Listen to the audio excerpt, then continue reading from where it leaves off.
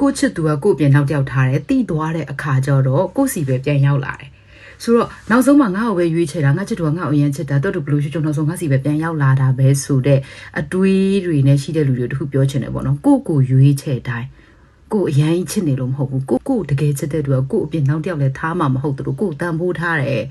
သူတို့တွေကဘာကြောင့်ကိုစီပြန်လာလဲဆိုဟာဒီ main ကလေးဒီကောင်လေးငါဘာပဲလုပ်လို့ तू ကငါ့ကိုချစ်နေရဆိုတော့ငါ့ကိုခွင့်လွတ်တာပဲငါလှုပ်ချင်တာလုပ်လို့ရတယ်ပြီးတော့အချိန်တန်တော့လည်းပြည်သွားတာပဲနောက်ဆုံးငါ့ကိုပြတ်နိုင်တာမှမဟုတ်တာဆိုတော့ဆက်သွားမှာပဲဒီအတိုင်းပဲဆိုတော့ဒါနဲ့ပဲတန်တရားလဲနေရစဉ်းစားကြည့်နော် तू ကလည်းဖောက်ပြန်နေတယ်ကိုကခွင့်လွတ်ပြီးတော့လဲဆက်ပြီးတော့ဟိုတွဲရသေးတယ်တည်ရမလားတခါဆိုရင်လည်းတမျိုးတခါပဲဖောက်ပြန်ပြီးကိုကိုအမြဲတမ်းသွဲသွားတယ်ဆိုရင်လည်းတမျိုးလေအဲ့လိုမဟုတ်ဘဲနဲ့တခါလောက်တယ်နောက်နည်းနည်းလေးကြာလည်းနောက်တစ်ခါထပ်လောက်တယ်ဘာထူးမှလဲ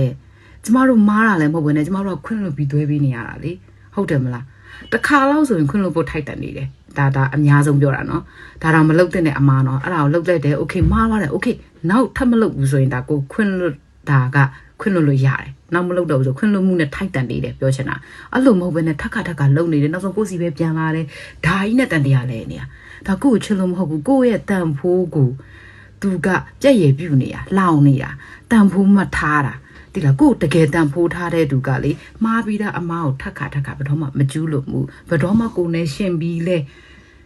နောက်လူနဲ့မတွဲဘူးတိလားတန်ဖိုးထားခြင်းမထားခြင်းအရန်စကားပြောတယ်သူ့ရဲ့အပြုအမူတွေကနေတစင်ကျမတို့တွေကချစ်တဲ့စိတ်နဲ့ကြည်နေလို့တာမမြင်တော့တာ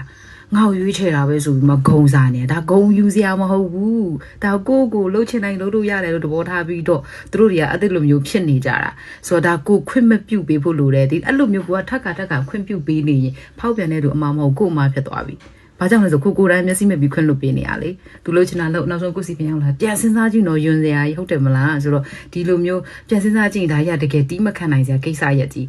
နော်ဒါကြောင့်တစ်ခါတလေမှာကျမတို့ကတခုခုကိုဆုံးဖြတ်တော့မယ်လို့စဉ်းစားထားရင်ကိုချစ်နေတဲ့စိတ်ကိုခဏထားတာနော်ဘာဖြစ်လို့ချစ်တဲ့စိတ်ကအရာကိုကတကယ်ချစ်နေတဲ့ခါကျတော့အပြစ်မမြင်တော့ဘူးဒါကြောင့်မလို့ချစ်တဲ့စိတ်ကိုခဏဖယ်ထားပြီးလက်တွေ့ကြစဉ်းစားကြည့်တခါပဲဖောက်ပြန်ပြီးနောက်တစ်ခါဘယ်တော့မှမဖောက်ပြန်ဘဲနဲ့ကိုယ့်ရဲ့ခွင့်လွှတ်မှုနဲ့ထိုက်တန်တဲ့သူတွေလည်းရှိတယ်လို့တခါခွင့်လွှတ်ပေးပြီးတော့အချင်းချင်းထပ်ပြီးတော့အမားတွေလုပ်နေတဲ့သူတွေရှိတယ်ဆိုတော့ဒါကိုယ့်ရဲ့ရွေးချယ်ဆုံးဖြတ်မှုနဲ့ပဲဆိုင်တယ်ဒါကြောင့်မလို့နည်းနည်းလေးအုံနောက်ကိုရှေ့တန်းတင်ပြီးတော့စဉ်းစားပါအချစ်ကိုနောက်မှထားပြီးတော့ပေါ့နော်ဆိုတော့ဒီနေရာဒီအကြောင်းလေးကို sharing လေးလုပ်ပေးချင်ပါတယ်